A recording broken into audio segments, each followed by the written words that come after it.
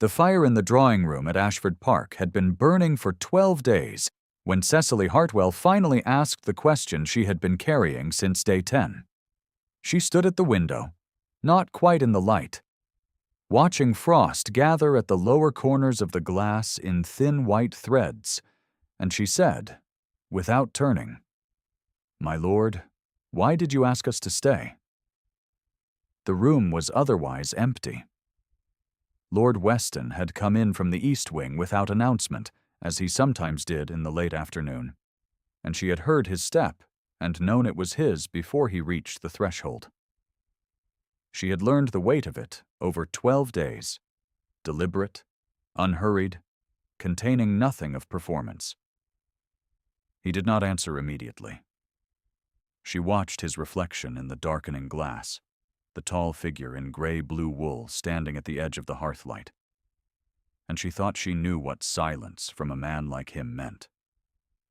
She had been wrong before.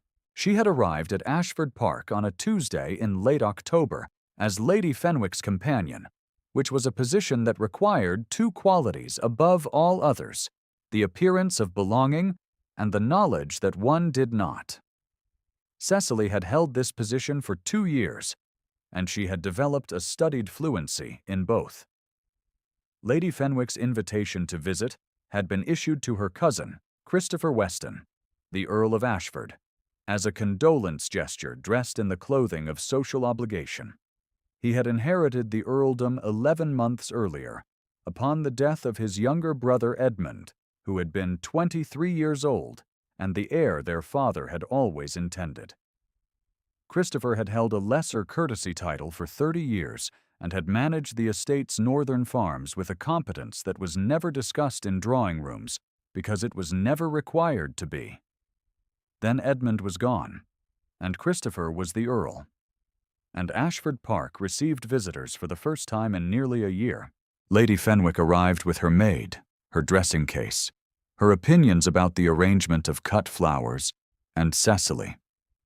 Cecily carried the dressing case because no instruction to do so had been necessary. She carried it because that was the quality of her position, and because she had learned not to waste discomfort on things that had no remedy. She was 24 years old. She had been reduced to a companion's post after her father's death had revealed debts she had not known existed, obligations that consumed the small Wiltshire property she had expected to inherit, and left her with a letter of introduction and a good hand. Lady Fenwick had taken her on. Lady Fenwick was not unkind, precisely. She was thorough. The Earl of Ashford received them in the entrance hall with a bow that was correct in every particular and warm in none of them. He said the appropriate words. He directed Mrs. Prewett, the housekeeper, to show them to their rooms. He did not look at Cecily. She did not expect him to. She was the companion. She was the woman who held the dressing case and retrieved the dropped fan and sat in the chair beside the wall at dinner so that Lady Fenwick might sit at the table proper.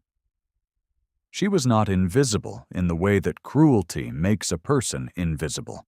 She was invisible in the way that furniture is invisible, present, functional, uncontested.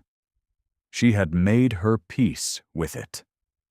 The first 5 days of the fortnight established their rhythm. Lady Fenwick and Lord Weston took tea, discussed the northern counties, and navigated the careful distances that 11 months of grief had drawn around him. Cecily read aloud from a volume of natural history when Lady Fenwick's eyes, tired, arranged the day's correspondence when called upon, and spent the hours between engagements in a small sitting room on the second floor that Mrs. Prewett had furnished for her use with a thoughtfulness that surprised her.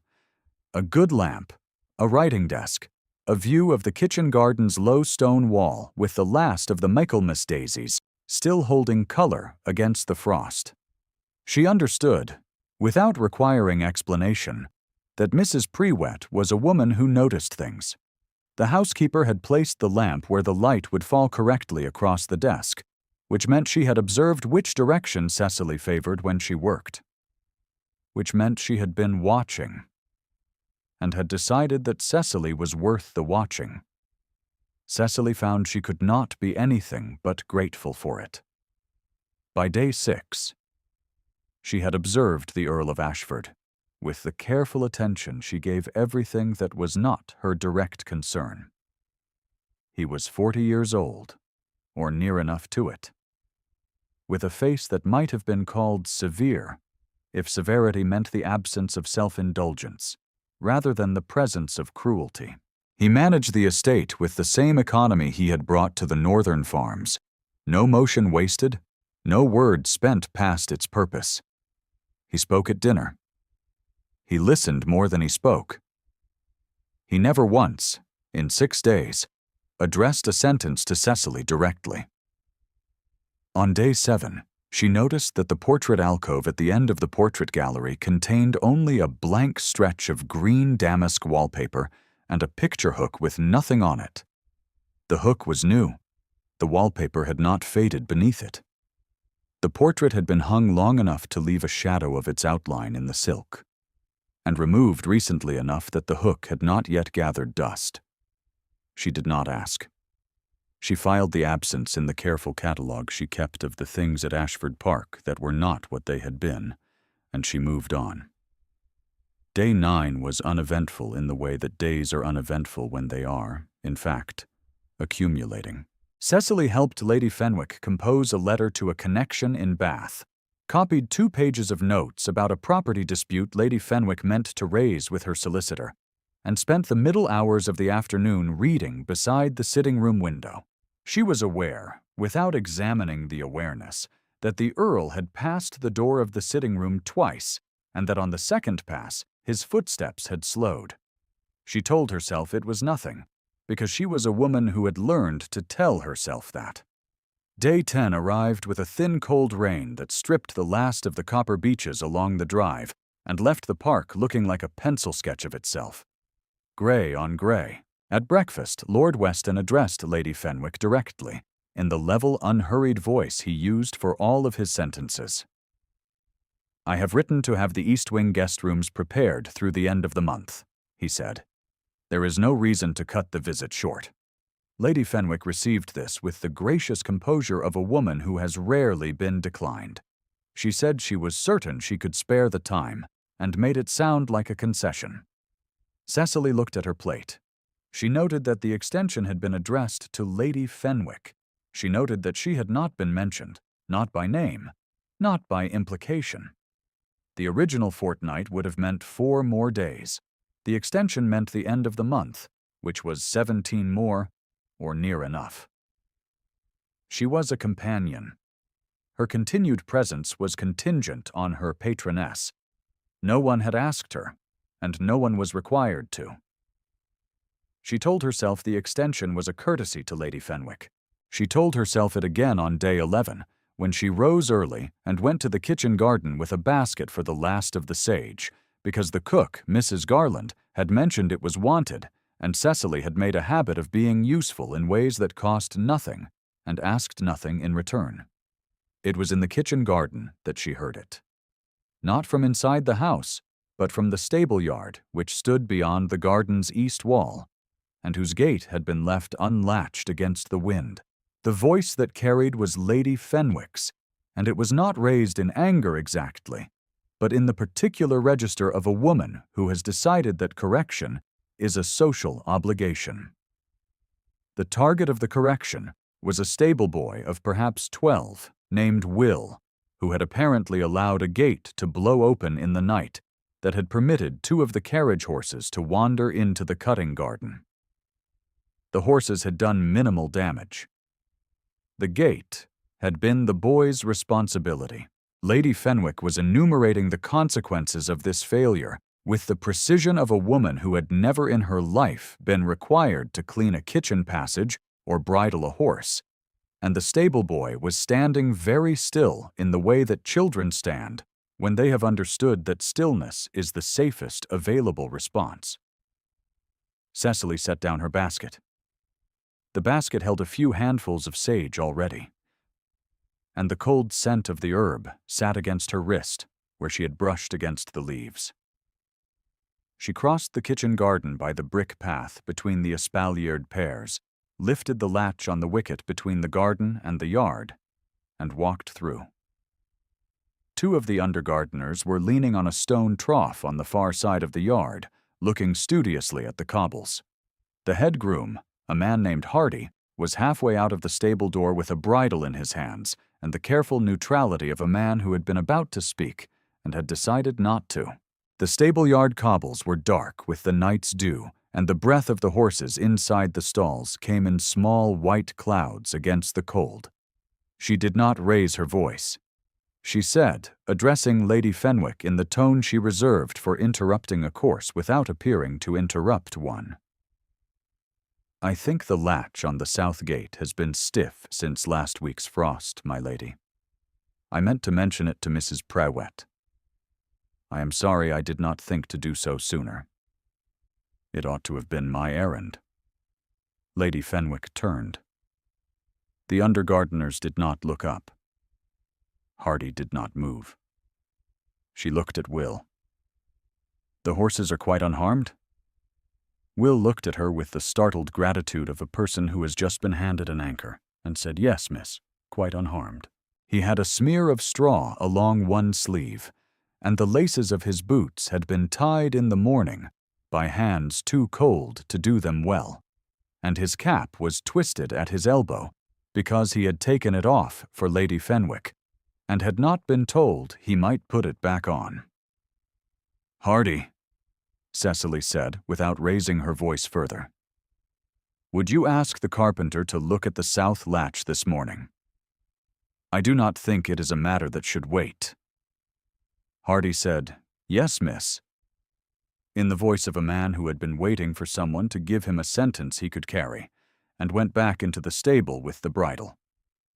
Lady Fenwick paused. She was not a stupid woman. She understood that Cecily had absorbed the blame with a precision that made correction impossible, without making herself appear capricious, and she did not like it, but she accepted it, because she was also a woman who understood the cost of scenes in stable yards. She turned and went back to the house. The cobbles between the wicket and the kitchen door took her in slow steps, the hem of her morning gown catching once on a raised stone. Cecily picked up her basket and told Will to have someone look at the latch and to find his cap a better place than his elbow, before he caught a chill. The boy nodded. He put the cap on. She did not know that Christopher Weston had been standing at the corner of the east wing stable wall for the entirety of this exchange. She did not know that he had come out at 7:30 to speak to the head groom about a lame horse, and that he had heard Lady Fenwick's voice through the gate before he reached it, and that he had stopped and watched through the gap in the paling. She did not see his face. She did not see his jaw set, or his hands close briefly at his sides, or the way he remained in the stable yard for 2 full minutes after she had gone back to the house, looking at the space where she had stood. If she had seen him, she might not have read it correctly. She had a wound that made her an unreliable reader of evidence in her own favor. Day 12 arrived with no rain and a cold that made the frost on the drawing-room window permanent until noon. Cecily had spent the morning hours in her sitting room completing a fair copy of Lady Fenwick's letter, and she had gone down to the drawing-room in the early afternoon to return a book to the shelves there, and the Earl of Ashford had walked in while she was standing on the second shelf of the library ladder, reaching for the gap where the volume belonged. He had not announced himself. She had heard his step and climbed down with enough composure to seem as if she had been doing nothing worth discussing. He had said, "Miss Hartwell." It was the first time in 12 days that he had addressed her directly, by name, without the filter of a sentence addressed to Lady Fenwick. She had said, "My lord," and placed the book on the shelf and smoothed her skirt and turned. He had looked at her in the level way he had of looking, as if the assessment were not personal, but simply a habit of accuracy he applied to everything. and he had said nothing for long enough that she understood the silence was not awkward for him, which meant she had to decide whether it would be awkward for her. She decided it would not. She was the one who walked to the window. She was the one who stood there with her hands folded and waited, which was the same as asking. She asked, "My lord, why did you ask us to stay? If you have found yourself in this room with these two people, sitting forward in the dark of a late evening, wondering whether a man of earned control and a woman of earned quiet will finally say a true thing to each other, stay with them. Leave a thought in the comments if you like. Stories like this one are worth keeping." His reflection in the window glass was very still. He said after a time, "Because I required it." She turned then. She faced him directly, which was the kind of thing she did when she had decided the cost of directness was lower than the cost of the alternative. And she said, "You required the extension of Lady Fenwick's visit? Or you required something else?" His jaw moved once, as if he had been about to produce a sentence that he thought better of. He crossed the room in the deliberate, unhurried way he crossed every room, and he stopped near enough to the window that the failing afternoon light reached him, and she could see for the first time in 12 days what he looked like when he was not managing something. He looked tired. He looked like a man who had been holding a house around himself through force of discipline for 11 months, and had not, until recently, admitted that the discipline was costing him something. "There is a portrait alcove at the end of the gallery," he said, which was not what she had asked, but which she understood was the beginning of an answer. "The portrait was my brother Edmund's. I had it taken down in December, after the reading of the will, because I could not walk past it." He paused. "He was 23. He died in a riding accident on the southern pasture in November, and the decision that put him on that particular horse on that particular morning was mine."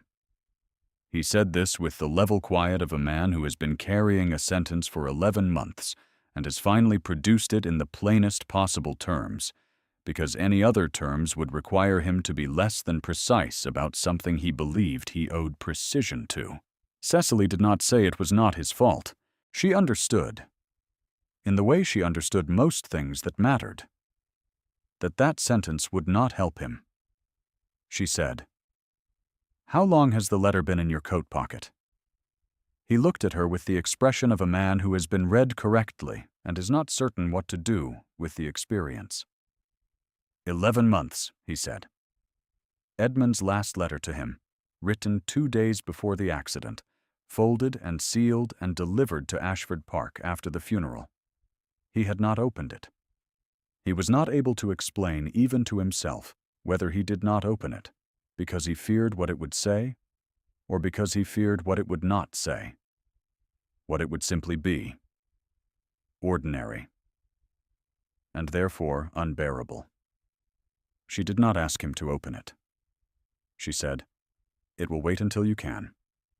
And she meant it without softness, which was the only way she ever said true things. He looked at her for a moment in the way that she had misread 11 times in 12 days as professional regard, and she thought she might be misreading it again. The wound she carried had trained her thoroughly in the art of that misreading. She was the woman who had been reduced to a companion's post. She was the woman who arrived with the dressing case. She was not worth prolonging, not in her own accounting, which had been assembled across 2 years from a great deal of available evidence. She went back to her sitting room before dinner and sat at the writing desk without lighting the lamp, watching the kitchen garden go gray in the early dusk, and she catalogued what she knew. She knew he had extended the visit on day 10. She knew he had spoken to her directly for the first time on day 12. She knew what she had seen in his face at the window, and what she had decided she was probably misreading. She knew her position, a companion, present at Lady Fenwick's discretion, invisible by structural design. She was useful, She was neat and quiet and cost nothing. She was not a woman a man extended a fortnight visit for. She had said as much to herself, in those exact words, before she went down to dinner. Lady Fenwick, meanwhile, had been conducting her own accounting. She was not a cruel woman. She was, however, a thorough one, and she was a woman whose position in the social order depended in part on her ability to arrange eligible men in the direction of eligible women, and Christopher Weston was now an earl with a sound estate and no wife, and she had a letter of introduction sitting in her writing case for a Miss Harland of Berkshire, whose mother was an old friend, and who was by all reports exactly the kind of young woman an earl with a sound estate and no wife ought to be considering. She had been watching the drawing-room afternoon with more attention than Christopher supposed. That evening, after dinner, Lady Fenwick told Cecily she had been writing to Mrs. Harland, and that it was possible, quite possible, that the Harland family might visit Ashford Park before the month was out, if Lord Weston was agreeable. She said it with the tone of someone presenting useful news. She said, in passing, that of course the house would require a great deal of preparation, and that Mrs. Prewett would need Cecily's assistance with the arrangements, as companions were so very practical about that sort of thing. Cecily said yes, my lady, of course. She said it in the voice she kept for things that required no visible response. She went upstairs and sat at her writing desk and understood what was being arranged. The Harland visit would make her, in the geography of this house, explicitly a housekeeper's assistant and nothing more. It would place a young woman in every room that currently had space for only the honest question she had asked that afternoon. It would close a door that Cecily had not yet admitted, even to herself she had believed might be open. She opened the trunk at the foot of her bed. She began to fold her things. She was halfway through the second day gown when she stopped, with the gown across her arms, and stood very still in the lamplight. She was doing it again. She was doing the thing she always did, which was to remove herself from a situation before the situation removed her, which felt like dignity, but was, she understood at this particular moment, with a clarity she found inconvenient, something else entirely. It was the wound speaking. It was the 2 years of dressing cases and proper chairs and being worth nothing she had not earned that particular morning, telling her what was true about her place in the world. She put the gown back in the trunk. She sat at the desk and unfolded the note she had begun composing to Lord Weston, which said that she was grateful for the hospitality of Ashford Park and that she thought it best to accompany Lady Fenwick's departure at the original date, and that she wished him every good fortune with the estate and the season and the years ahead. It was a correct note. It said nothing true. She held it over the lamp's flame and let it go. She went to bed. She rose at 6. She dressed with deliberate care. She did not know, as she descended the main stairs at 8:30, that Mrs. Prewett had risen earlier still. She did not know that Lady Fenwick's letter to Mrs. Harland had been placed in the morning post tray at 9 o'clock the previous evening, and that Mrs. Prewett had retrieved it from the tray at 9:30, because Mrs. Prewett was a woman who had kept this house for 19 years, and who understood the difference between a letter of introduction and a letter of interference, and who had placed it, without comment, on the Earl's breakfast plate. Christopher had read it at 7 that morning. He had read it once, folded it, and placed it beside his coffee cup, and he had sat for a quarter hour without moving, which was his method, when he had decided something and was checking the decision for error. He found no error. He was in the corridor outside the morning room when the assembled party gathered for breakfast. Lady Fenwick was present. Mr. and Mrs. Calloway, neighbors invited for the week's end, were present. Their daughter, Miss Calloway, was present. Mrs. Prewett stood near the sideboard in the quiet way that housekeepers stand when they are, in fact, present as witnesses. Cecily came down the stairs at the precise moment that Lady Fenwick, who had the social instincts of a very experienced chess player, said in the tone of pleasant news, "Lord Weston, I have had the most agreeable idea. I wrote to dear Mrs. Harland in Berkshire only yesterday. Her daughter is such a charming young woman, and I believe she might suit Ashford Park very well for a longer visit." Lady Fenwick heard her own word yesterday, and did not quite show that she had understood something was wrong with it. She was a woman of great social command, and she recovered with the speed of long practice, but the fraction of a second was visible, and only people who had been watching for it caught it. Christopher had been watching for it. He said, "The letter will not reach Berkshire." He said it without volume, in the declarative even voice that he used for facts. The morning room received it in the particular silence that gathers when a man of controlled stillness says something whose implications are arriving to every person in the room at different speeds. Lady Fenwick said, with perfect composure, "I beg your pardon." "I have the letter," Christopher said. He did not produce it. He did not need to.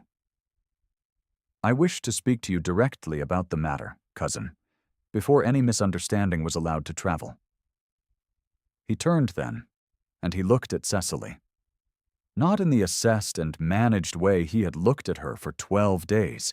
He looked at her the way he had looked at her at the window the afternoon before, with the guard entirely removed, with the careful accuracy of a man who had been checking a decision for error for a quarter hour and had found none. He said, "Miss Hartwell?" He used her name. He had used her name once before, on day 12, which made this the second time, and the register was different enough that the morning room understood it was different. The Callaways and Mrs. Prewett and Lady Fenwick herself, all of them reading the sound of it correctly before he continued. "I extended this visit because Ashford Park is better for your presence in it," he said. "I extended it because you are the most honest person to have entered this house in 11 months, and I find I am not prepared to have you leave it." He paused. Not for effect, but because he was choosing the next sentence with the care he gave important things. "I am asking you to consider whether it might be made permanent. I understand it is an unusual question in unusual circumstances. I am asking it plainly so that there is no misunderstanding about what I mean." The room was quiet. This was the room in which Lady Fenwick had delivered her news with complete confidence 12 minutes earlier. These were the witnesses, the Callaways and Mrs. Prewett, the early winter light coming through the long windows, the breakfast still warm on the sideboard. Lady Fenwick sat with the stillness of a woman whose social confidence has just been corrected in the most irrevocable way available, by the person whose authority defines the room. She was not a foolish woman. She understood the shape of what had happened. She looked, for a moment, like a woman recognizing where she had been wrong, which was a more honest expression than she generally permitted herself. Miss Calloway looked at her hands. Mrs. Calloway looked at her husband. Mr. Calloway looked at his coffee. Mrs. Prewett looked straight ahead, and she was the only person in the room who appeared entirely unsurprised. Cecily stood at the foot of the stairs. The wound in her was speaking, as it always spoke, in the precise and well-practiced voice that told her this was a misunderstanding, that she had heard incorrectly, that men of his station did not ask women in her position these questions in morning rooms full of witnesses, unless they meant something other than what the words said. The wound was thorough and experienced, and had a great deal of evidence on its side. She looked at him. He was watching her with the patience of a man who has said a true thing and is willing to wait for the response it deserves. And she understood, in the part of her that had been slowly and against her better judgment, paying attention for 12 days, that he had not said it for the room.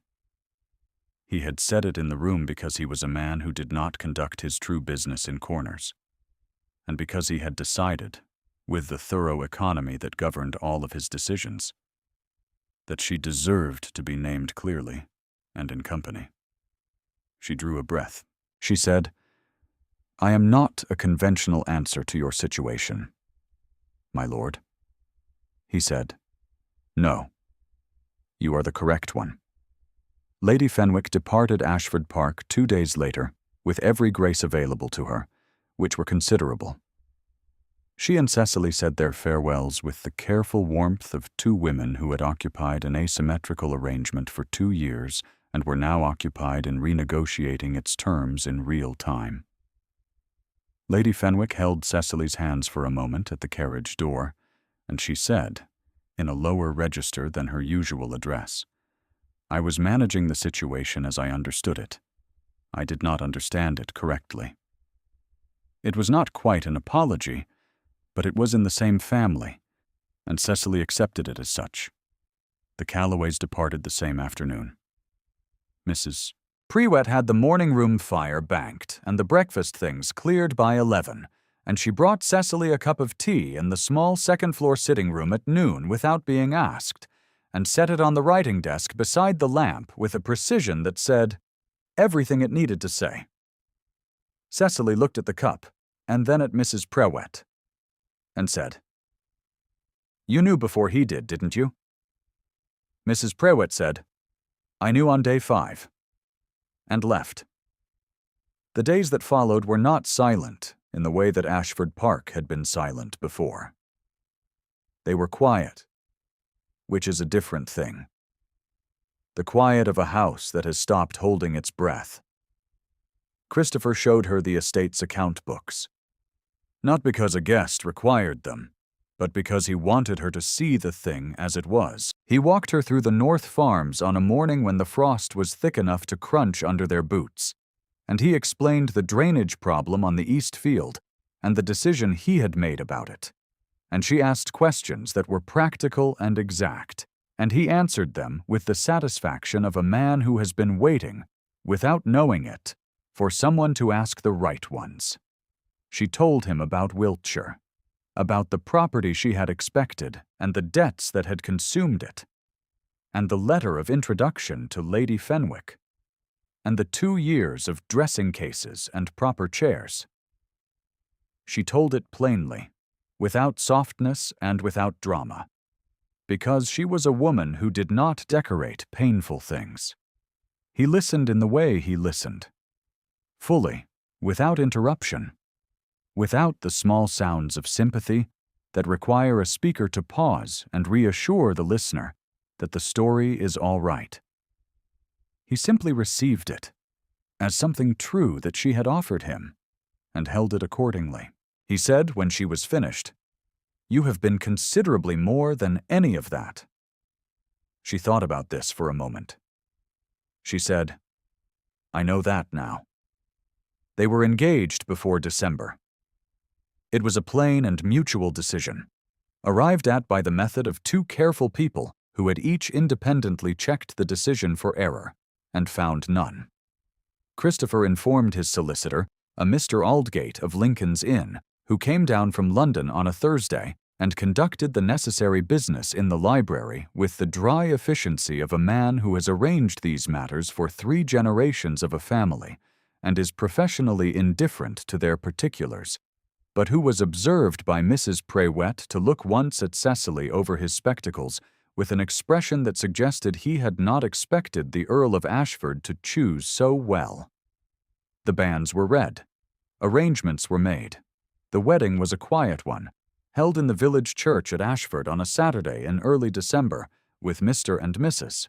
Calloway as witnesses, Mrs. Prewett in the front pew with a face of complete composure, and a small amount of snow beginning to fall through the gray morning light outside the south window. The evening after, Ashford Park had its fire burning in the main drawing room for the first time in over a year. The frost on the window glass caught the light in fine white lines, and Cecily sat in the chair to the left of the hearth, that had been, until quite recently, no one's particular chair. and Christopher sat in the one to the right, and the room was warm and quiet. She had been watching him for several minutes before she said, "You could, if you wished." He looked up from the fire. She said, "Edmund's letter. You could read it now, if you wished." He sat with that for a long moment. His hand moved to his left breast pocket, the same reflexive motion she had observed on day 12, and this time he did not stop it. He drew out a folded letter, the seal long since broken by no one, still unread, the paper slightly soft from 11 months of habitation against his coat. He read it quietly, to himself, with Cecily in the adjacent chair not requiring anything of him. Then he read it again. Then he looked at the fire for a time. He said, he knew about the drainage problem on the East Field. He had a plan for it. A pause. He was right about the drainage. She saw his face in the firelight, and it had in it the grief she had observed on day 12, and also something that was not grief. The specific expression of a man who has been carrying an unopened thing and has discovered that the thing inside it did not say what he feared it would say, or rather that it said what Edmund had always said, which was practical and affectionate and characteristic, and which was, therefore, entirely bearable. "He signed it your ever-reliable Edmund," Christopher said, and there was something that was almost a wry note at the edge of it, almost a sound that was adjacent to a thing he had not allowed himself in 11 months. And Cecily did not remark upon it, because she was a woman who understood the value of letting a true thing exist without naming it. She held out her hand. He took it. Outside, the frost was deepening at the corners of the glass. The fire settled in the grate with a quiet sound. The East Field, which Edmund had been right about and which Christopher had already begun to repair, lay dark and still under the early December cold. Ashford Park was not silent anymore. It was quiet, which is the thing a house becomes when the people inside it have stopped pretending it is something other than a home. She did not think, now, that she was not worth prolonging. She had stopped thinking it sometime between day 10 and day 12, or perhaps earlier than that, on the morning she had walked through a stable gate with a basket of sage, and decided that a frightened boy's dignity was worth more than her own continued invisibility. She could not have said exactly when she had started believing it. She thought it might have been Mrs. Pre-wet and the lamp placed correctly on the writing desk, which was the first kindness she had received at Ashford Park, and which had asked nothing in return. The fire burned. The frost climbed higher on the glass. The letter rested on the table between them. Read at last, its 11 months of silence finally spent. She was home. If Cecily's quiet courage stayed with you through to the end, leave a comment with the moment that held you longest. Stories about women who burned the wrong note and went back into the room deserve to be found by the people who need them most.